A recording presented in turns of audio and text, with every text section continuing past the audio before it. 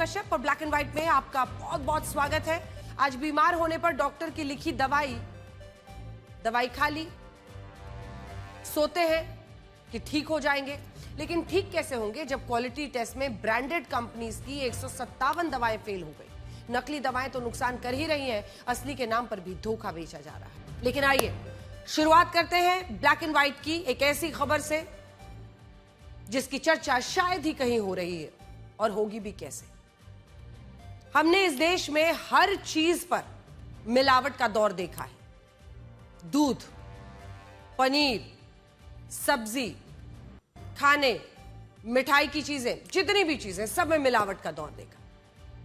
और अब तो अभ्यस्त भी हो गए, हम चर्चा भी कर लेते हैं कि पता नहीं मिलावटी है क्या है, चलो खा लेते हैं। हमारे देश में राजनीति की खबरें, नेताओं के बयान, आरोप प्रत्यारोप, सियासी बयानबाजी अक्सर बड़ी खबर मानी जाती है, लेकिन जो खबर सीधे आपके घर, आपकी जेब, आपकी सेहत, आपकी जिंदगी से जुड़ी होती है, वो अक्सर सुर्खियों से बाहर रह जाती है। लेकिन आज आप ब्लैक एंड व्हाइट में रहिएगा हमारे साथ, क्योंकि हम आपकी बात आज करने वाले हैं। हम अपने विश्लेषण की शुरुआत करने जा रहे हैं जिस खबर से वो देश के करोड़ों परिवारों से जुड़ी हुई खबर है।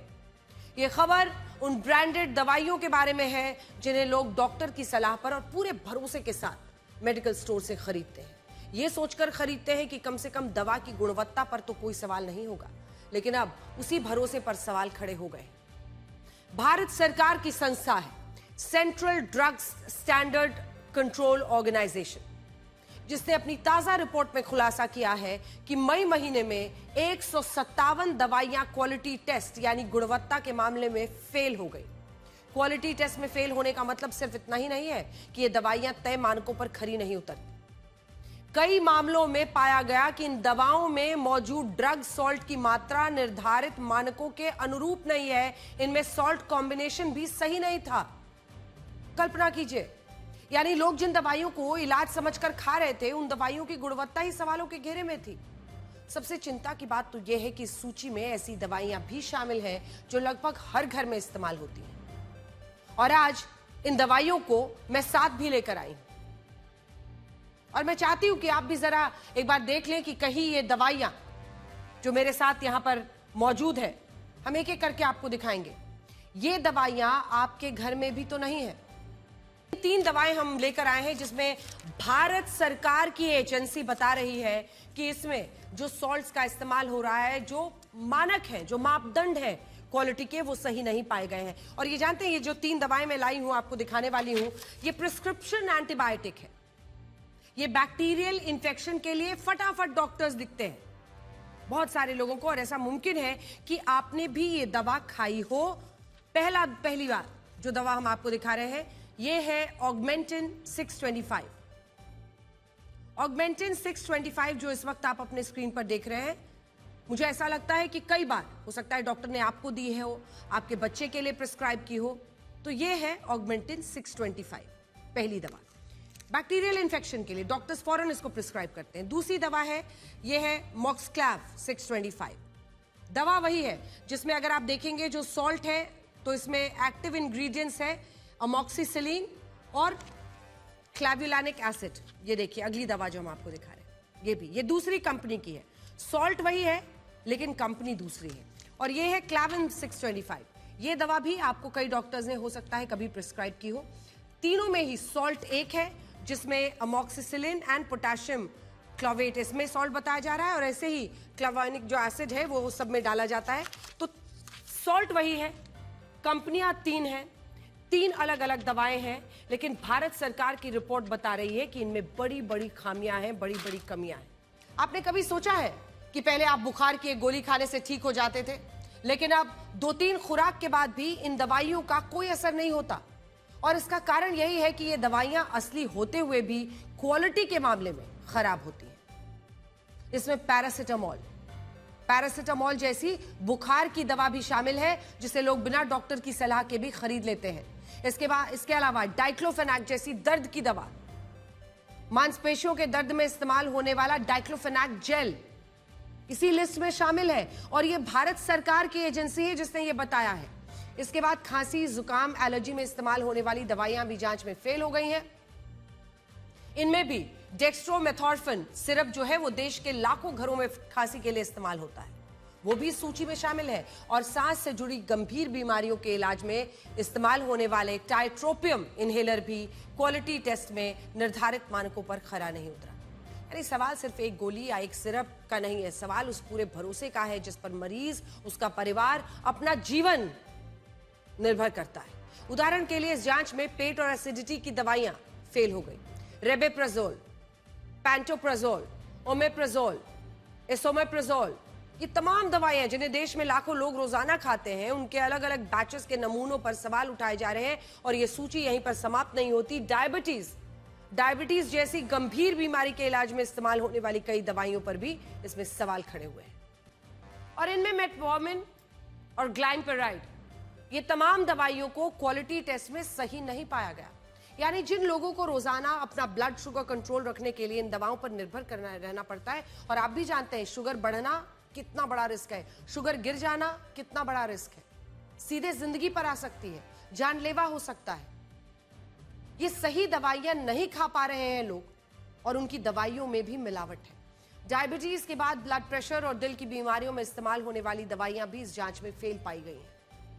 इनमें टेलमिसार्टन, एम्लोडिपिन और रैमिपिरिल, ये तमाम दवाइयां शामिल हैं। खून को पतला करने के लिए, मतलब जिंदगी और मौत के बीच का खून अगर जम जाए, कत्था बन जाए, कोएगुलेट हो जाए, किसी भी नली को वो ब्लॉक कर सकता है।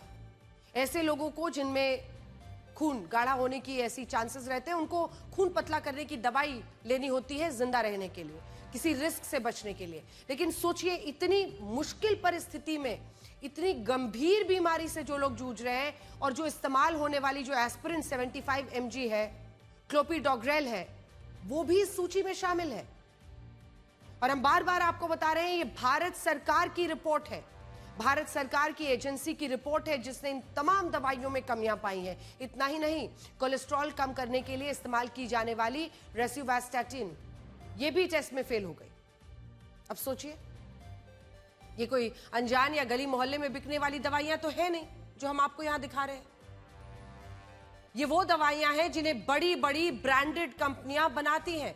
ये वो दवाइयां हैं जिन्हें लोग भरोसे के साथ खरीदते हैं। ये वो दवाइयां हैं जिन पर मरीज अपनी सेहत, अपना इलाज, कई बार अपनी जिंदगी तक भरोसे के साथ छोड़ देता है। लेकिन अगर वही दवाइयां गुणवत्ता परीक्षण में फेल होने लगे, अगर वही दवाइयां तय मानकों पर खरी ना उतरे, अगर मरीज को यह भरोसा ही ना रहे कि जो दवा वो खा रहे हैं उसमें सही मात्रा में दवा मौजूद भी है या नहीं है, फिर सवाल सिर्फ दवा का नहीं रह जाता, सवाल पूरे सिस्टम, सरकारों का हो जाता है। और सबसे बड़ा सवाल तो यही है कि जब मरीज दवा खरीदते समय ब्रांड पर भरोसा नहीं कर पाएगा, तो आखिर वो भरोसा कैसा करेगा? ये सब बड़ी बड़ी कंपनियां हैं जिनकी दवाएं हमने आपको दिखाई हैं। और अगर सरकार की ही एजेंसी इसको गलत पा रही है मापदंड पर, तो इन दवाओं को रोकने वाला कौन है? इनकी बिक्री कौन रोकेगा? या बस बताकर वो किनारा कर लेंगे? भारत के लोग हर साल एसिडिटी की 2500 करोड़ गोलियां खाते हैं, 2500 करोड़ गोलियां। रेबेप्राजोल, पैंटोप्राजोल नाम की ये दवाई सबसे ज्यादा खाई जाती है, लेकिन अब खुलासा हुआ है कि ये दवाई भी निर्धारित मानकों पर खरी नहीं उतरती। इसके अलावा भारत में हर दिन 60 से ज्यादा कंपनियां पैरासीटामोल की 400 करोड़ गोलियां बनाती हैं, और आप इन गोलियों को ये सोचकर खाते हैं कि इनसे आपका बुखार ठीक होगा, लेकिन असली दवाइयां भी सॉल्ट के मामले में मिलावटी निकलती हैं। और ऐसा नहीं है कि सिर्फ पैरासीटामोल की दवाई इस टेस्ट में फेल हुई। खून की कमी, विटामिन और जितने सप्लीमेंट्स हम लोग खाते हैं, पेट के लिए जो दवाएं हैं, फूड डाइजेशन के लिए जो दवाइयां डॉक्टर आपको लिखते हैं, वो दवाइयां भी क्वालिटी टेस्ट में सही नहीं पाई गई। इनमें भी डिहाइड्रेशन के लिए इस्तेमाल होने वाला ORS, सोचिए ORS, कहते हैं कि जिंदगी बचानी हो, डिहाइड्रेशन में किसी की हालत बहुत खराब है, ORS घोल पिला दो। ORS भी इस जांच में फेल हो गया, जबकि हमारे देश में हर साल 80 करोड़ रुपए के ORS की बिक्री होती है। इसका मतलब यह है कि आप पैसा देकर दवाइयां भी खरीद रहे हैं, और ये दवाइयां भी आपको नकली मिल रही हैं, या फिर इनकी क्वालिटी में कमी पाई जा रही है। और बात सिर्फ दवाइयों की नहीं, इस रिपोर्ट में तो यह भी बताया गया है कि चोट लगने के बाद स्किन पर जो हम लोग सर्जिकल स्पिरिट लगाते हैं, वो भी गुणवत्ता के मामले में खराब है। हैंड सैनिटाइजर, घाव पर जो हम लोग गॉज बैंडेज लगाते हैं, जो कॉटन वुल की पट्टी बांधी जाती है, वो भी क्वालिटी टेस्ट में फेल हो गई। और ये बहुत बड़ी बात है, अमेरिका और चाइना के बाद दुनिया की तीसरी सबसे बड़ी फार्मा इंडस्ट्री भारत में है, जहां कुल 3000 कंपनियां काम करती हैं। मौजूदा वक्त में ये इंडस्ट्री 5,67,000 करोड़ रुपए की है, जो साल 2030 में 12,30,000 करोड़ रुपए की हो जाएगी। और हम दुनिया के 200 देशों को भी दवाइयों का निर्यात करते हैं और ये निर्यात भी लगभग 5 लाख करोड़ रुपए का है। और ये बात सब जानते हैं कि जो फार्मा इंडस्ट्री होती है, इसमें भरोसा बहुत जरूरी है। जब कोई व्यक्ति कोई दवाई खाता है तो उसे ये पता नहीं होता कि वो दवाई कहां बनी है, उसमें कौन से ड्रग सॉल्ट इस्तेमाल हुए हैं। लोग सिर्फ सरकारों पर भरोसा रखकर डॉक्टर द्वारा लिखी गई दवाइयों को बाजार से खरीद लेते हैं। भाई डॉक्टर साहब ने नाम बता दिया, ये दवा मंगाओ। कोई भी व्यक्ति यही सुनिश्चित कर सकता है कि वो जो दवाई खा रहा है वो असली है, नकली है। हमारे पास सुनिश्चित करने का तो कोई तरीका ही नहीं है। लेकिन सोचिए, अगर असली दवाइयां भी क्वालिटी टेस्ट में फेल होने लगे, मतलब बड़ी बड़ी कंपनियों की दवाइयों की हम बात कर रहे हैं, तो इस देश के करोड़ों लोगों का विश्वास क्या होगा, उनकी सेहत का क्या होगा? बीमार होने पर उनका इलाज होगा या उनको और बीमार बनाया जाएगा? आपको यकीन नहीं होगा, जनवरी 2026 में 218, फरवरी 2017 मार्च में 190, अप्रैल में 121 और अब मई में 157 दवाइयां क्वालिटी टेस्ट में फेल हुई हैं। और ऐसा नहीं है कि जो कंपनियां ये दवाइयां बना रही हैं वो कोई छोटी मोटी कंपनियां हैं। इनमें सिप्ला कंपनी का भी नाम है, जिसने इलेक्टोरल बॉन्ड्स में 39 करोड़ 20 लाख रुपए का चंदा दिया था, जिनमें से 37 करोड़ रुपए का चंदा बीजेपी को मिला था और 2 करोड़ 20 लाख रुपए का चंदा कांग्रेस को। भारत के दवा बाजार में इस कंपनी की 5% की हिस्सेदारी है, यानी हर 100 में से 5 दवाइयां इस कंपनी की होती हैं। क्वालिटी टेस्ट में इसकी कई दवाएं फेल हुई। सिप्ला के अलावा इसमें सन फार्मा कंपनी भी है, जो दवाइयां क्वालिटी टेस्ट में फेल हुई, जिसने इलेक्टोरल बॉन्ड्स में 31.5 करोड़ का चंदा दिया था और ये सारा चंदा बीजेपी को मिला था। और भारत के दवा बाजार में इस कंपनी की 1% की हिस्सेदारी है, यानी हर 100 में से 1 दवाई इस कंपनी की होती है। यह खबर आज सबसे पहले हमने आपको इसलिए दिखाई क्योंकि भारत में हर रोज 30 से 40 करोड़ लोग कोई ना कोई दवाई खाते हैं। इसके लिए ज्यादातर लोग ब्रांडेड दवाइयों पर भरोसा करते हैं। और जब सरकार की ही तरफ से सरकारी एजेंसी बता रही है कि कंपनी की दवाइयों की क्वालिटी में खामी है, तो फिर इन पर कार्रवाई क्यों नहीं हो रही है? शहरों में लोगों का दवाइयों और इलाज पर औसत सालाना खर्च 12,400 रुपए है, गांव में 10,500 रुपए। और बड़ी बात सबसे यह है कि पहले हमारे देश में हर दिन 15 दिन में 7.5% लोग बीमार होते थे, 7.5%, जबकि आज 13% से ज्यादा लोग हर 15 दिन में बीमार होते हैं। खैर, अगली खबर का अब रुख करते हैं। आपको ये बताते हैं कि अयोध्या के राम मंदिर के बाद मथुरा के श्री कृष्ण जन्मभूमि मंदिर के चढ़ावे में भी चोरी और बेईमानी के आरोप लग रहे हैं और अब ये मामला बहुत गंभीर रूप लेता जा रहा है। ये आरोप संत दिनेश शर्मा उर्फ दिनेश फलाहारी महाराज की तरफ से लगाए गए हैं, जो श्री कृष्ण जन्मभूमि संघर्ष न्यास के अध्यक्ष हैं। उन्होंने मुख्यमंत्री योगी आदित्यनाथ को अपने खून से एक चिट्ठी लिखी है, जिसमें कुल 3 बड़ी बातों का जिक्र है। इनमें पहला आरोप यह है कि श्री कृष्ण जन्मभूमि के तोशाखाने में से हजारों करोड़ रुपए के आभूषण, सोने चांदी और भक्तों द्वारा चढ़ाए गए दान की चोरी की जा रही है। दूसरा आरोप यह है कि जब भी मंदिर की दान पेटियां खोली जाती हैं, तब सीसीटीवी कैमरे बंद कर दिए जाते हैं ताकि रुपयों और जेवरातों की बंदरबाट की जा सके। और तीसरी मांग यह है कि राम मंदिर की तरह इस मामले की भी जांच होनी चाहिए और जांच भी सीबीआई से करानी चाहिए। यह मामला इसलिए भी बड़ा हो सकता है क्योंकि मथुरा के इस मंदिर को हर महीने 1 करोड़ रुपए हर महीने और हर दिन लगभग 8 लाख रुपए का चढ़ावा मिलता है। और ऐसे में अगर यहां भी चढ़ावे की चोरी की बात सही निकलती है तो बड़ा सवाल यह पैदा होगा कि आखिर और कितने मंदिर हैं जहां इस तरह से लोगों की आस्था के साथ खिलवाड़ चल रहा है।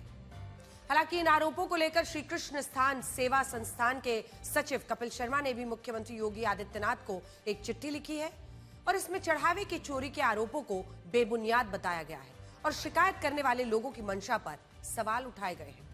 अब श्री राम जन्मभूमि तीर्थ क्षेत्र ट्रस्ट के नियमों के मुताबिक रामलला के चढ़ावे और नकदी को गिनने वाले कर्मचारियों की हॉल में आने और काम खत्म करके बाहर जाने के समय बेहद सख्त चेकिंग होती थी। कोई भी कर्मचारी ड्यूटी के बीच में मुख्य परिसर से बाहर नहीं जा सकता था। लेकिन दावा है कि चोरों ने इस कड़े पहरे के बीच एक सुरक्षा चूक यानी लूप होल का फायदा उठाया। और कैसे उठाया, अब वो देखिए। सबसे पहले चढ़ावा गिनने वाले कुछ कर्मचारी गिनती के दौरान नोटों के बंडल, गुप्त दान में आए सोने चांदी के सिक्के और आभूषण चुपके से अपने कपड़े में छिपा लेते थे। इसके बाद भाई एक ही बात की, जब तक आप गिनती कर रहे हैं आप बाहर नहीं जा सकते थे, लेकिन उस दौरान बाथरूम जाने की इजाजत थी। तो इसके बाद जब वो बाथरूम जाने के लिए हॉल से निकलते थे तो बीच में उनकी कोई तलाशी नहीं ली जाती थी और उन्हें बाथरूम में जाने दिया जाता था। ये बाथरूम इस कमरे से सिर्फ 50 मीटर की दूरी पर था और दावा है कि इन कर्मचारियों को पहले से यह पता था कि उन्हें बाथरूम जाने से कभी रोका नहीं जाएगा। इसी लूप होल का फायदा उठाकर इन लोगों ने इस बाथरूम में कुछ गुप्त स्थान बना लिए थे जहां चुराए गए पैसे या जेवरातों को छिपाया जाता था और बाद में ये कर्मचारी वापस से इस कमरे में लौट आते थे, लेकर भाग गए। यह भी आरोप है कि जब इनकी ड्यूटी खत्म हो जाती थी तब ये खुद दोबारा सामान्य रूप से बाथरूम जाकर वो रकम उठा लेते थे या फिर मंदिर प्रबंधन और वीआईपी व्यवस्था से जुड़े अपने मददगारों के जरिए उस नकदी को मंदिर परिसर से बाहर भिजवा देते थे। पूरी साठ गांठ सामने आ रही है और सबका हिस्सा, मतलब ये जो पैसा निकलता था ना चढ़ावा चोरी का, उसमें सबका हिस्सा फिक्स होता था। ये सारे आरोप एसआईटी के सामने भी आए हैं, लेकिन एसआईटी ने खुद इनकी अब तक पुष्टि नहीं की है। लेकिन चढ़ावे की चोरी से जुड़ी जो कहानियां सामने आ रही हैं और जिस तरह के आरोप मथुरा में भी लग रहे हैं, उससे बड़ा सवाल यह पैदा होता है कि आखिर हमारे देश में इतनी बेईमानी क्यों है। परीक्षाओं में बेईमानी, भर्ती में बेईमानी, ठेकों में बेईमानी, दस्तावेजों में बेईमानी, सरकारी निर्माण में बेईमानी, सरकारी मंजूरी में बेईमानी, विज्ञापनों में बेईमानी, दावों में बेईमानी, और अब लोग ये देखकर स्तब्ध हैं कि भगवान के नाम पर चढ़ाए गए दान में भी बेईमानी।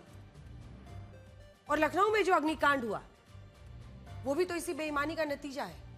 यानी आज ये मामला सिर्फ किसी एक घटना का नहीं रह जाता, ये एक बहुत बड़े सामाजिक प्रश्न का रूप ले लेता है। बड़ा सवाल यह है कि हमारे देश में आखिर कुछ लोग बेईमानी का शॉर्टकट क्यों लेना चाहते हैं। आप सोचिए, 19 जून को हमने आपको बताया था कि राम मंदिर में चढ़ावे की चोरी हुई, उसमें हर कर्मचारी पदाधिकारी शक के घेरे में है और ऐसा लग रहा है कि सब के सब मिले हुए हैं। और जानते हैं इस घटना के ने लोगों की आस्था को कितनी बड़ी चोट पहुंचाई है। आइए मैं आपको बड़ी स्क्रीन पर दिखाती हूं कि आस्था की जब बात आती है तो राम मंदिर में जो रोजाना चढ़ावा है उसमें देखिए कैसी कमी आई है। सबसे पहले हम आपको दिखा रहे हैं 19 जून का, नीचे से शुरू करते हैं। तो जब आप 19 जून का देखेंगे तो ये देखिए 85,980 ये है 85,980 जो आप देख रहे हैं। उसके बाद से 18 जून को 82,000, फिर 17 जून को बढ़ता है 95, लेकिन उसके बाद से 85 और फिर 84,000। तो कुल मिलाकर पहले आप सोचिए कितना पैसा मिलता था, लगभग 8,12,000 और अब वो कुछ हजार में आ गया है। तो इससे आप समझ सकते हैं कि कुल मिलाकर क्या स्थिति बन रही है। जो रोजाना चढ़ावा है उसमें कितना बदलाव आया है। पहले अगर 8 से 12 लाख पहले चढ़ता था रोजाना, तो अब ये आ गया है नंबर 85,000, 95,000, 84,000। तो ये कुल मिलाकर बताता है कि किस तरह से अब स्थिति बदल रही है और लोगों का जो विश्वास था, जिस विश्वास के साथ वो पैसे चढ़ाते थे, वो अब नहीं हो रहा है। ये चंदा भी तब है जब राम मंदिर में आने वाले श्रद्धालुओं की संख्या कम नहीं हुई है। लोग तो अब भी आ रहे हैं लेकिन वो मंदिर में दान नहीं दे रहे।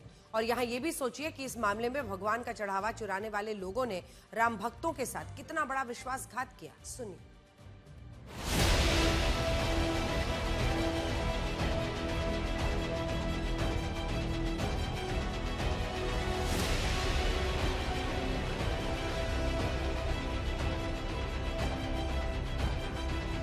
हम यात्री सुविधा केंद्र पे हैं राम मंदिर के, और यहाँ पे जो दान काउंटर अगर हम आपको दिखाएंगे तो ये कहीं ना कहीं खाली भी नजर आ रहे हैं। जो श्रद्धालु हैं वो कहीं ना कहीं यहाँ पे भटक नहीं रहे हैं, जिसको लेकर अभी आप देखेंगे जिस प्रकार सारे काउंटर भी खाली हैं, दान काउंटर भी आपके सामने लिखा है।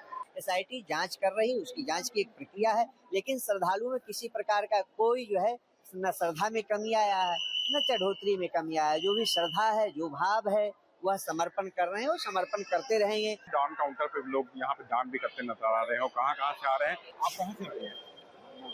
दर्शन किया कि नहीं? दर्शन किया। दान दक्षिणा भी चढ़ाया है कि नहीं चढ़ाया? अब भैया जब आए हैं तो कुछ चढ़ाएंगे। अरे अफवाह तो उड़ रही, सुन तो रहे हैं। अब ध्यान दिया जाए, अब तीर्थ स्थल आए तो कुछ न कुछ। कितने का दाम दिया आपने? 100 रुपये। 100 रुपये। आपका है, चढ़ा रहे हैं, आपको पे ध्यान नहीं दे रहे हैं। एक बार ये पर्चा हमें दिखाओगे? एक बार ये पर्चा, ये देखिए, ये स्लिप है, इन्होंने भी डोनेट किया है राम मंदिर पे, और 100 रुपये नहीं, थोड़ा आपकी श्रद्धा के, और उनको अपना प्रसाद मिला कि दान दे कि ना दे, ऐसा कुछ नहीं ऐसा का क्या सवाल ही नहीं उठता है, नहीं देने का क्या प्रश्न है। अयोध्या में इसका फर्क तो है, यात्रियों का आना भी कम हो गया है, और जो ये चोरी हुई, मुख्यमंत्री जी पे हमें भरोसा है। थोड़े मोड़े परिवर्तन से ऐसा कुछ लगता है कि अयोध्या में श्रद्धा कम हो गई है, श्रद्धा नहीं टूटी है। हाँ, निश्चित रूप से लोगों के मन में जरूर ठेस हुआ है कि भाई राम जी की इतनी पावन भूमि पे निष्पक्ष लोग बैठने चाहिए। ये बात बार बार पूछी जा रही है कि जब चढ़ावा गिनने का काम स्टेट बैंक ऑफ इंडिया को सौंपा गया था तो ये चोरी कैसे हुई। तो यहां परिवारों और रिश्तेदारों वाला खेल चल रहा था। हमने आपको कहा था ना, बताएंगे।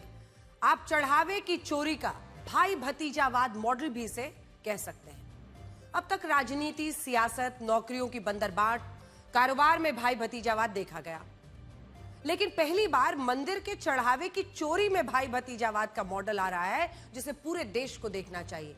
हमारे पास जो खबर आई है उसके मुताबिक स्टेट बैंक ऑफ इंडिया ने चढ़ावा गिनने का काम वाराणसी की एक सिक्योरिटी एजेंसी को सौंपा था। तय हुआ था कि इस एजेंसी के 24 कर्मचारी हर दिन चढ़ावे की गिनती करेंगे और इन 24 कर्मचारियों पर मंदिर ट्रस्ट के 12, स्टेट बैंक ऑफ इंडिया और टीसीएस के 14 कर्मचारी तैनात रहेंगे।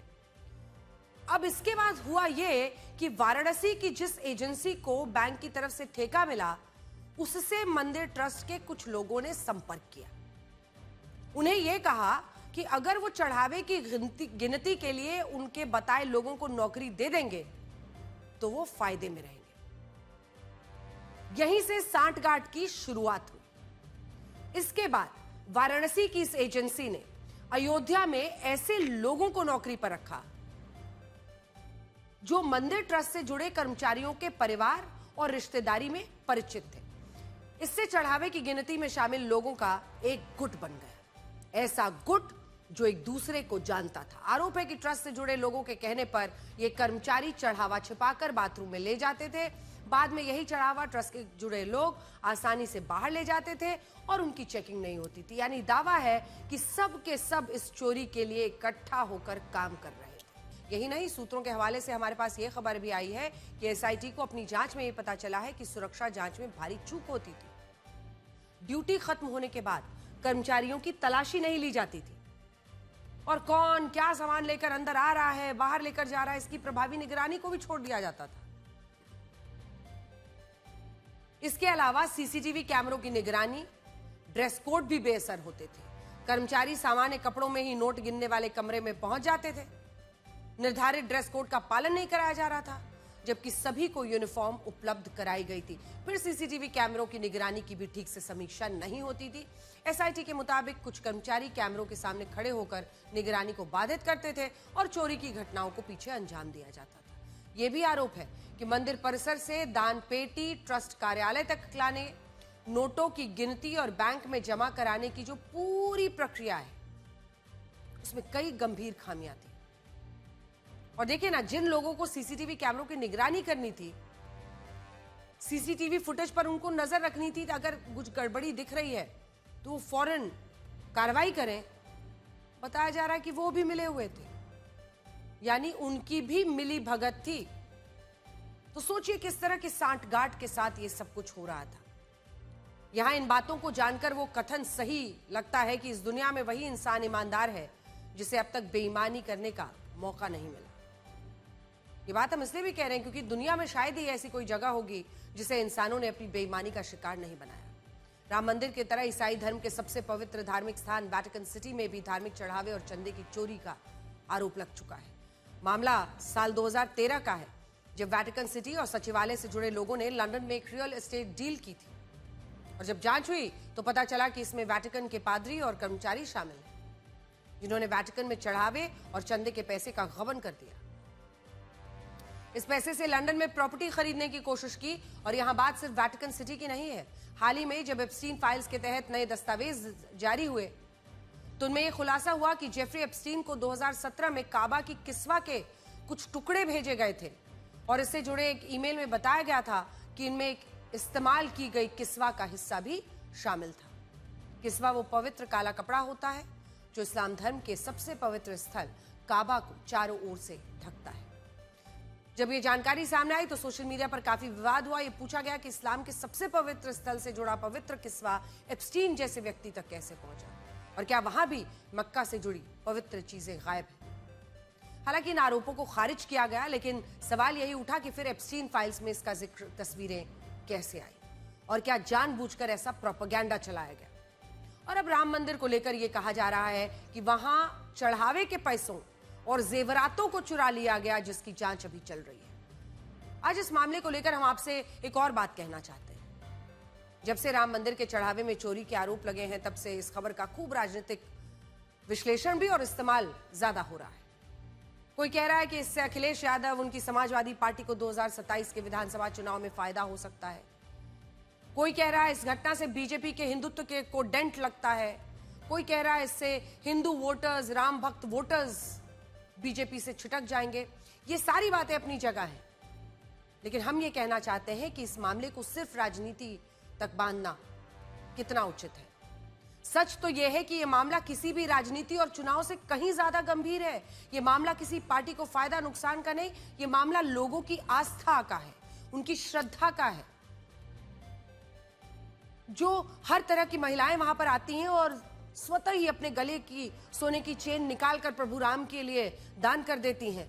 आस्था की वजह से करती हैं ना, विश्वास है, प्रभु राम के लिए भक्ति है। ये उसके साथ खिलवाड़ है। ये मामला 116 करोड़ उन हिंदुओं का है जिनके आराध्य भगवान राम की दान पेटियों से चढ़ावा चुरा लिया गया। और ये मामला भरोसा का है, वो भरोसा जो इस चोरी से चकनाचूर होता हुआ दिख रहा है। और अगर ये बेईमानी हमारे पवित्र धार्मिक स्थानों, भगवान श्री राम की जन्मभूमि तक पहुंच गई, इससे बड़ा पाप क्या होगा। ऐसा पाप जो सारी मर्यादाओं को तोड़कर हमारे देवी देवता, हमारी आस्था, हमारे धर्म का अपमान करता है। इस देश के करोड़ों राम भक्तों के साथ घिनौना छल है ये पूरा मामला। एक तरफ ये लोग हैं जो आस्था के साथ दगा कर रहे हैं, और दूसरी तरफ वो लोग हैं जिनके लिए उनके आराध्य, उनके ईश्वर का कोई मोल नहीं, जिसके लिए वो सब कुछ समर्पित कर सकते हैं। ये कहानी छत्तीसगढ़ की बिहुला बाई की है। सोचिए, एक महिला जो दिन भर कड़कती धूप, धूल, गंदगी के बीच कचरा बीनती है।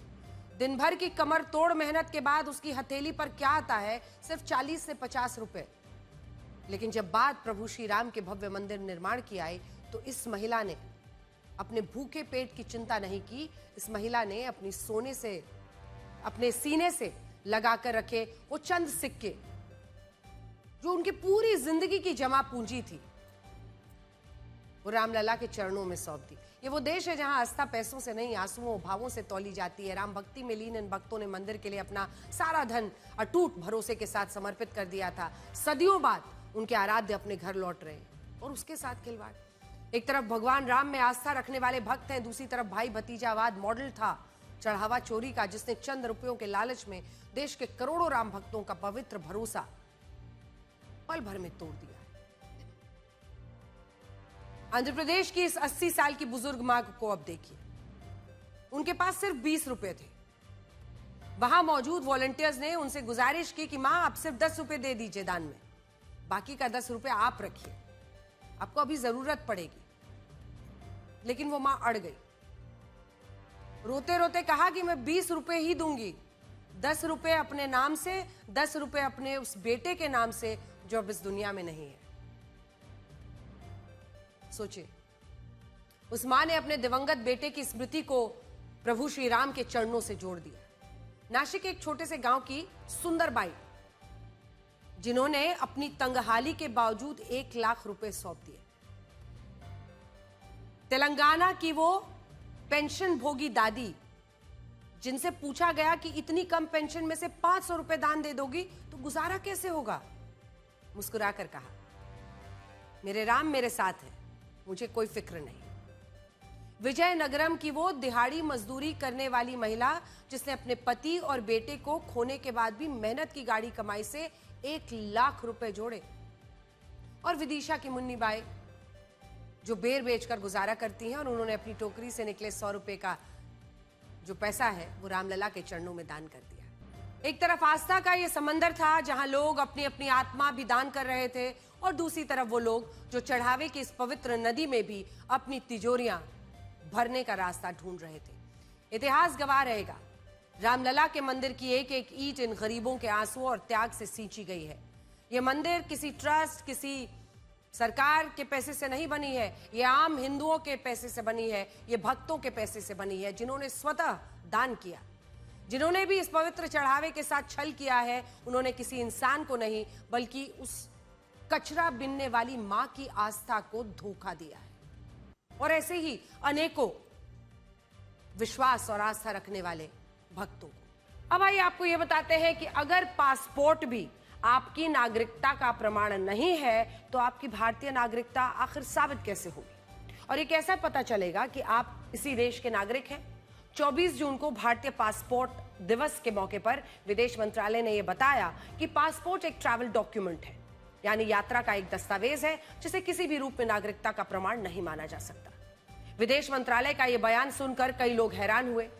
इस हैरानी का कारण यह था कि अब तक आम धारणा यही रही है कि अगर किसी के पास भारतीय पासपोर्ट है तो वो निश्चित रूप से भारतीय नागरिक होगा। अब यह धारणा इसलिए भी है क्योंकि पासपोर्ट बनवाना आसान नहीं होता। जब कोई भी व्यक्ति पासपोर्ट के लिए आवेदन करता है तो उसे अपना जन्म प्रमाण पत्र, पहचान पत्र, पैन कार्ड जैसे कई सारे दस्तावेज दिखाने होते हैं। और ऐसा नहीं है कि इन दस्तावेजों के जमा कराने के बाद पासपोर्ट जारी हो जाता है। पासपोर्ट के लिए आवेदन करने वाले जो भी व्यक्ति हैं उनका पुलिस वेरिफिकेशन होता है। सारे रिकॉर्ड्स चेक होने के बाद पासपोर्ट जारी किया जाता है। और यही कारण है कि जब विदेश मंत्रालय ने यह कहा कि पासपोर्ट भारतीय नागरिकता का प्रमाण नहीं, तो इस पर कई नई बहस शुरू हो गई। कुछ लोगों ने तो यह दावा किया कि मोदी सरकार में भारतीय नागरिकता साबित करने के तरीकों को सीमित किया जा रहा है, जबकि असदुद्दीन ओवैसी ने यह कहा कि अब वही भारतीय नागरिक कहलाएगा जिसने बीजेपी की सदस्यता ली होगी। ये सारी बातें राजनीति करने के लिए ठीक हो सकती हैं, लेकिन तथ्य बताते हैं कि इस नियम में मौजूदा सरकार ने क्या कोई बदलाव किया है। पिछली सरकार में पासपोर्ट को भारतीय नागरिकता का प्रमाण या आधार नहीं माना गया। सरकार ही नहीं, अलग अलग हाई कोर्ट्स और यहां तक कि सुप्रीम कोर्ट ने ऐसे फैसले सुनाए जिनमें किसी एक दस्तावेज या पहचान पत्र को भारतीय नागरिकता का सबूत नहीं माना गया। और इसीलिए यह सामने आ रहा है कि यह पहले से चल रहा था। ये कंफ्यूजन सिर्फ इसलिए होता है क्योंकि पासपोर्ट्स एक्ट 1967 के सेक्शन 6(2)(a) के तहत पासपोर्ट अथॉरिटी ऐसे व्यक्ति को पासपोर्ट जारी करने से इनकार कर सकती है जो भारत का नागरिक ना हो या जिसकी नागरिकता संदिग्ध हो। अब इसी आधार पर बार बार यह पूछा जाता है कि जब पासपोर्ट जारी ही नागरिकता के आधार पर होता है तो फिर क्यों इसे नागरिकता का सबूत क्यों ना माना जाए। हालांकि यहां सरकार का पक्ष क्या है आपको बताते हैं। सरकार कहती है कि पासपोर्ट कई बार गलत जानकारी के आधार पर जारी हो सकता है, जिसके कारण इसे नागरिकता का प्रमाण नहीं माना जा सकता। उदाहरण के लिए पिछले साल कुल 1,39,00,000 पासपोर्ट जारी हुए। करीब 1.5 करोड़ लोगों को पासपोर्ट सेवाएं मिली। यह संख्या इतनी विशाल है कि इतने लोगों की नागरिकता की पूर्ण और अंतिम जांच करना पासपोर्ट अथॉरिटी के लिए व्यवहारिक नहीं है, जिसके कारण वो पासपोर्ट को नागरिकता का सबूत नहीं मानती। दूसरा, पासपोर्ट अधिकारी कभी भी नागरिकता पर अंतिम फैसला नहीं लेते। नागरिकता तय करने का अधिकार गृह मंत्रालय को होता है, अदालतों के पास होता है, और ऐसे में पासपोर्ट अथॉरिटी खुद किसी की नागरिकता तय नहीं कर सकती। और यही कारण भी है कि सरकार का जो पासपोर्ट मैनुअल होता है उसमें साफ साफ लिखा होता है कि पासपोर्ट एक ट्रैवल डॉक्यूमेंट है, यानी अगर आप कहीं सफर कर रहे हैं तो ये उस सफर के लिए इस्तेमाल किया जाने वाला दस्तावेज है। इसके अलावा पासपोर्ट्स एक्ट 1967 की धारा 20 कहती है कि केंद्र सरकार विशेष परिस्थितियों में गैर नागरिकों को भी भारतीय पासपोर्ट जारी कर सकती है। इसलिए अगर गैर नागरिक को भी पासपोर्ट मिल सकता है तो पासपोर्ट अपने आप में नागरिकता का अंतिम प्रमाण नहीं हो सकता। अब इससे यह सवाल भी पैदा होता है कि हम आखिर किस दस्तावेज को भारतीय नागरिकता का सबूत माने। उदाहरण के लिए अगर कल को आपसे कोई ये पूछ ले कि आप भारत के नागरिक हैं या नहीं, तो आप क्या सबूत दिखाएंगे? आप आधार कार्ड दिखाएंगे तो ये सिर्फ पहचान है, निवास का सबूत है, इसे नागरिकता का सबूत नहीं मान रही है सरकार। अगर वोटर आईडी कार्ड दिखाएंगे तो इसे आपके वोटर यानी मतदाता होने का सबूत माना गया है, लेकिन यह भी आपकी नागरिकता साबित नहीं करता। अगर आप पैन कार्ड दिखाएंगे तो कहेंगे राशन कार्ड दिखाएंगे तो ये भी नागरिकता का सबूत नहीं है। यहां तक कि अगर आप अपना जन्म प्रमाण पत्र दिखाते हैं तो इसे भी आपकी भारतीय नागरिकता का सबूत नहीं माना जाएगा। आपको ये सुनकर थोड़ी हैरानी होगी, लेकिन सच यही है कि पासपोर्ट तो छोड़िए, आपका जन्म प्रमाण पत्र नागरिकता का सबूत नहीं है। जब साल 2019-20 में सीए कानून के खिलाफ विरोध प्रदर्शन हुए थे, तब एक नारा प्रदर्शनकारियों के लिए खूब इस्तेमाल हुआ था। वो नारा था, कागज नहीं दिखाएंगे। लेकिन सोचिए, आज अगर कागज दिखाना भी पड़ा तो नागरिकता के लिए कौन सा कागज दिखाना है?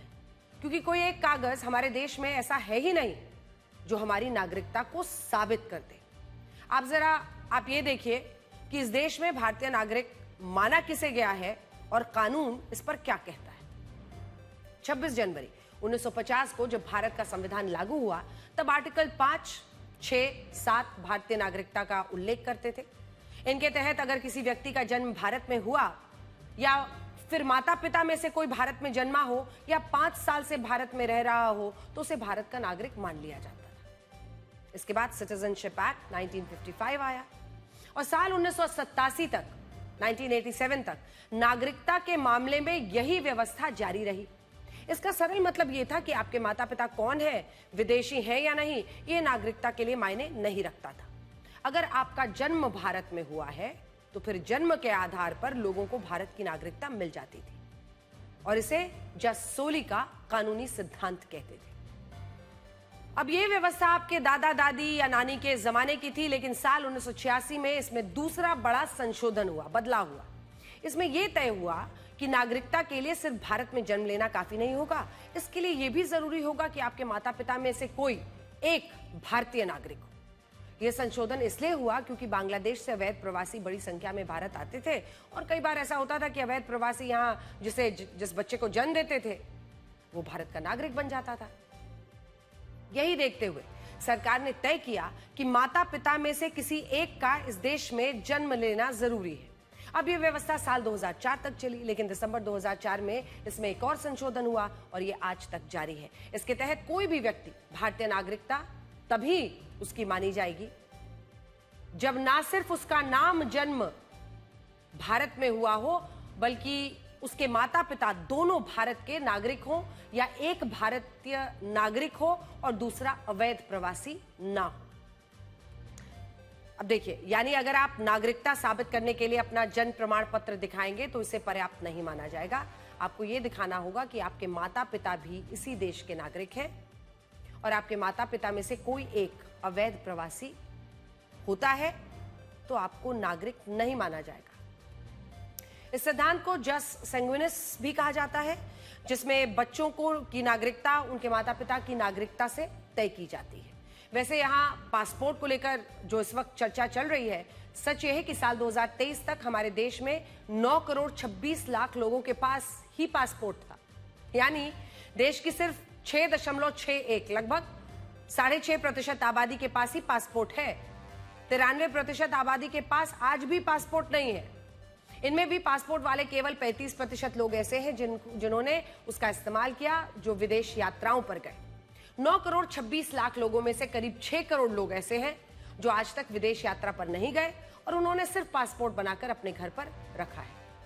यहां आपको दुनिया में भारतीय पासपोर्ट की यह रैंकिंग भी देखनी चाहिए, जो हेनली पासपोर्ट इंडेक्स द्वारा जारी की जाती है। इसमें भारत 80वें स्थान पर है, क्योंकि भारत के लोगों को सिर्फ 56 देशों में वीजा मुक्त या वीजा ऑन अराइवल प्रवेश की सुविधा मिलती है। मोदी सरकार से पहले इस रैंकिंग में भारत 74वें स्थान पर होता था, यानी उस वक्त की रैंकिंग में और मौजूदा रैंकिंग में आप देख रहे हैं 6 अंकों की गिरावट है। अब हमारे देश में यह पूरा मुद्दा ऐसे उठाया जा रहा है कि सिर्फ भारत ही इकलौता ऐसा देश है जहां पासपोर्ट को नागरिकता का प्रमाण नहीं माना गया, जबकि बात पूरी तरह गलत है। दुनिया में ज्यादातर देश ऐसे हैं जहां पासपोर्ट को सामान्य रूप से नागरिकता का कार्ड मान लिया जाता है, लेकिन हकीकत में कानूनी रूप से ज्यादातर देश कभी भी पासपोर्ट को नागरिकता का प्रमाण नहीं मानते। मुख्य रूप से दुनिया में सिर्फ 3 देश ऐसे हैं जहां पासपोर्ट को सिटीजनशिप कार्ड माना गया है: अमेरिका, न्यूजीलैंड और ऑस्ट्रेलिया। इन 3 देशों में पासपोर्ट को नागरिकता कार्ड के बराबर माना गया है, लेकिन बाकी देशों में, ज्यादातर देशों में पासपोर्ट को नागरिकता का डॉक्यूमेंट नहीं माना जाता है। यहां तक कि जो सिंगापुर पासपोर्ट रैंकिंग में पूरी दुनिया में पहले स्थान पर है, सिंगापुर, वहां भी पासपोर्ट को नागरिकता का कार्ड नहीं माना गया है। और अब बात पंजाब की। पंजाब के मुख्यमंत्री भगवंत मान की मुश्किलें लगातार बढ़ती जा रही हैं। जिस विवादित और आपत्तिजनक वीडियो के मामले में सीएम भगवंत मान ने अकाल तख्त साहिब के सामने खुद को बेकसूर बताया था, जिस फोरेंसिक रिपोर्ट को अपनी बेगुनाही की सबसे बड़ी ढाल बनाया था, अब वही फोरेंसिक रिपोर्ट पूरी तरह फर्जी और फिक्स्ड बताई जा रही है।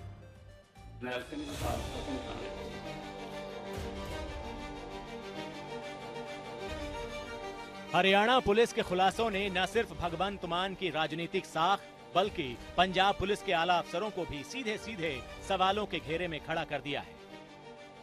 मामला सिख गुरुओं के प्रति आपत्तिजनक और अपमानजनक व्यवहार वाले एक वायरल वीडियो से जुड़ा हुआ है। इस वीडियो को लेकर सीएम भगवंत मान अकाल तख्त साहिब के सामने पेश हुए थे और खुद को पूरी तरह पाक साफ बताया था। नहीं जी, वो बंदा जेड़े मैं ਇਹਦੇ ਬਾਰੇ ਦੱਸ ਦੇਣਾ, ਉਹ ਬੰਦਾ जी ਜਿਹੜਾ ਜਗਮਨ है कोई, वो बंदा पहला भी वो ड्रगी है जी, वो मानसिक तौर पे ठीक नहीं, संगल लगते नहीं। बाद में अपनी बेगुनाही साबित करने के लिए उन्होंने एक फॉरेंसिक लैब की रिपोर्ट पेश की थी, जिसमें दावा किया गया कि वीडियो में दिख रहा शख्स भगवंत मान नहीं है। मुख्यमंत्री भगवंत मान को बेअदबी वाले इस वीडियो से अलग साबित करने के लिए जिस लैब रिपोर्ट का सहारा लिया गया, उसे हर तरह से गलत, भ्रामक और मनगढ़ंत बताया जा रहा है। कुछ अधिकारी थे पड़ोसी राज्य के, तो उन्होंने कुछ ऐसी बात आई है सामने, तो इसने 2.5 लाख रुपए अपने एक अकाउंट में जमा कराए हैं, बाकी 7.5 लाख रुपए दूसरे अकाउंट में जमा कराए हैं। आरोप है कि पंजाब पुलिस के बड़े अफसरों ने गुरुग्राम के एक 5 स्टार होटल में इस फर्जी रिपोर्ट को बनवाने के लिए बाकायदा एक सीक्रेट डील की थी। इसके लिए कथित तौर पर 10 लाख रुपए का भुगतान किया गया था। इस पूरी साजिश का भंडाफोड़ किसी और ने नहीं बल्कि उस फॉरेंसिक एक्सपर्ट ने किया है, जिसका नाम इस रिपोर्ट को तैयार करने में सामने आया था। जसप्रीत सिंह जस्सी नाम का ये फॉरेंसिक एक्सपर्ट अब इस पूरे मामले में मुख्य शिकायतकर्ता बन गया है। जसप्रीत का दावा है कि 15 जून को उसे एक व्हाट्सएप कॉल आई, जिसमें सामने वाले ने खुद को पंजाब का एसपी बताते हुए एक वीडियो की फॉरेंसिक रिपोर्ट तैयार करने का दबाव बनाया। इस पर जस्सी ने कहा कि वो ऑडियो वीडियो का नहीं बल्कि लिखित दस्तावेजों का फॉरेंसिक एक्सपर्ट है, लेकिन उससे कहा गया कि उसे बस काम करना है और इसके बदले उसे अच्छी रकम मिलेगी। 15 जून को 2026 को मेरे पास एक व्हाट्सएप कॉल आई, अननोन नंबर से था। मैंने फोन खाया तो उन्होंने अपने आप को इंट्रोड्यूस करा कि मैं एसपी जशनदिल बोल रहा हूँ, तो कृपया से करके रिपोर्ट बनानी है भगवंत मान जी के फेवर में। हमने पहले कन्वे करा था कि जो एक्सपर्ट है वो साइबर सिक्योरिटी के हैं, ऑडियो वीडियो के डिजिटल के एक्सपर्ट नहीं है। उन्होंने कहा कि हमने को सिर्फ दिखाना है कि आप एक रिपोर्ट दे दो, हम कोई पब्लिकली भी यूज कर रहे, कोई पॉलिटिकली यूज नहीं कर रहे, कोई पुलिस उसमें भी यूज नहीं कर रहे। जसप्रीत का दावा है कि पंजाब पुलिस के बड़े अफसरों ने गुरुग्राम के पॉश इलाके में स्थित 5 स्टार होटल क्राउन प्लाजा में उसके साथ एक सीक्रेट मीटिंग की। दावा किया जा रहा है कि इस मीटिंग में लुधियाना के पुलिस कमिश्नर स्वपन शर्मा और एसपी जशनदीप गिल भी शामिल थे। जसप्रीत ने साफ कहा कि उस पर भारी दबाव बनाया गया और धमकी दी गई ताकि वो मुख्यमंत्री के वीडियो को लेकर उनके मन मुताबिक एक खास रिपोर्ट तैयार कर दे। उसे ये अंदाजा बिल्कुल नहीं था कि इस फर्जी रिपोर्ट का इस्तेमाल अकाल तख्त साहिब जैसी धार्मिक संस्था के खिलाफ किया जाएगा। हरियाणा पुलिस ने इस होटल के सीसीटीवी फुटेज को अपने कब्जे में ले लिया है, जिसका बारीकी से विश्लेषण किया जा रहा है। अब हरियाणा पुलिस की जांच और पूछताछ में जो बातें सामने आई हैं, वो बेहद चौंकाने वाली हैं। पंजाब पुलिस के दबाव में आने के बाद जसप्रीत ने अरुण और अंकित नाम के 2 साइबर एक्सपर्ट से संपर्क किया। इन दोनों ने मिलकर साइबर यान और साइबर सेंटिनल नाम की 2 कथित साइबर लैब्स के लेटर हेड पर जाली रिपोर्ट तैयार कर दी।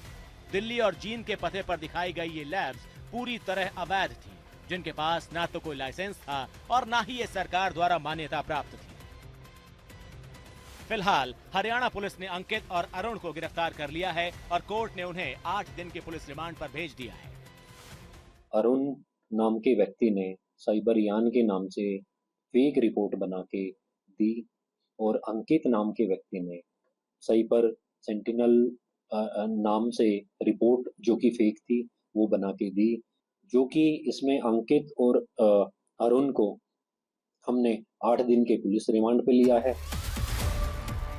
10 लाख रुपए में फर्जी रिपोर्ट तैयार करवाने और पुलिस अफसरों की संलिप्तता के इन गंभीर दावों के बाद मुख्यमंत्री भगवंत मान खुद सामने आए। उन्होंने इन सभी आरोपों को सिरे से खारिज करते हुए इसे अपने खिलाफ एक बड़ी राजनीतिक साजिश करार दिया है। वो बिल्कुल लाइन बन रही है, मास्क लगे हुए नंबर 3 ਤੇ ਕਿਉਂਕਿ ਇਹਦੇ ਚ ਅੱਖਾਂ ਨਹੀਂ ਲੱਗ ਸਕਦੀਆਂ, ਮਾਸਕ ਤਾਂ ਬਣ ਜਾਂਦਾ ਹੈ, ਅੱਖਾਂ ਨਹੀਂ ਬਣਦੀਆਂ, ਤਾਂ ਫਿਰ ਉਹਨੇ ਐਨਕ ਲਾਈ ਹੈ ਕਾਲੀ ताकि अखां लुक जान। होटल का कमरा है। अब बीजेपी और कांग्रेस सीएम भगवंत मान पर हमलावर हैं और उनका इस्तीफा मांग रहे हैं। ਇਹ ਬੰਦਾ ਕਿਸੇ ਤਰ੍ਹਾਂ ਵੀ ਬਖਸ਼ਣ ਯੋਗ नहीं है। ਇਹਦੇ ਅਸੀਂ ਅਸਤੀਫੇ ਦੀ ਮੰਗ ਕਰਦੇ हैं। क्या भगवंत मान ये सब कुछ सामने आने के बाद पंजाब पुलिस अरविंद केजरीवाल अभी भी मुंह में फेविकॉल डालकर बैठे रहेंगे? एक तरफ मुख्यमंत्री भगवंत मान इसे खुद को बदनाम करने की साजिश बता रहे हैं और दूसरी तरफ हरियाणा पुलिस के पास मौजूद सीसीटीवी फुटेज, 2 गिरफ्तार आरोपी और खुद मुख्य गवाह का बयान पंजाब पुलिस के अधिकारी और भगवंत मान की मुश्किलें बढ़ा रहा है। सवाल ये है कि सिख गुरुओं के अपमान से जुड़ा कथित वीडियो वाकई नकली था तो उसके लिए एक अवैध लैब से फर्जी रिपोर्ट बनवाने की जरूरत क्यों पड़ी? ब्यूरो रिपोर्ट, आज तक। अब हम पारंपरिक भारतीय थाली की बात करेंगे जिसकी आत्मनिर्भरता अब खत्म हो रही है। भारतीय थाली अब धीरे धीरे विदेशी थाली बनती जा रही है। ऐसा नहीं है कि आपकी थाली में विदेशी व्यंजन बढ़ रहे हैं, बल्कि बात यह है कि भारतीय व्यंजन कहीं जाने वाली चीजें अब विदेशी आयात पर निर्भर होती जा रही हैं। एक सामान्य भारतीय थाली में रोटी, चावल, दाल, सब्जी, सलाद, दही जैसी चीजें होती हैं। कहने के लिए ये सभी चीजें पारंपरिक थाली से जुड़ी हैं, लेकिन सच ये है कि धीरे धीरे इन चीजों को आपकी थाली तक पहुंचाने के लिए विदेशी आयात पर निर्भरता बढ़ानी पड़ रही है। गेहूं, धान, सब्जियों की पैदावार अच्छी हो, इसके लिए खाद जरूरी है और खाद के लिए विदेशी आयात पर निर्भर हो रहे हैं। वैश्विक कारणों से खाद या खाद बनाने से जुड़े कच्चे माल का आयात रुकते ही स्थिति बिगड़ने लगती है।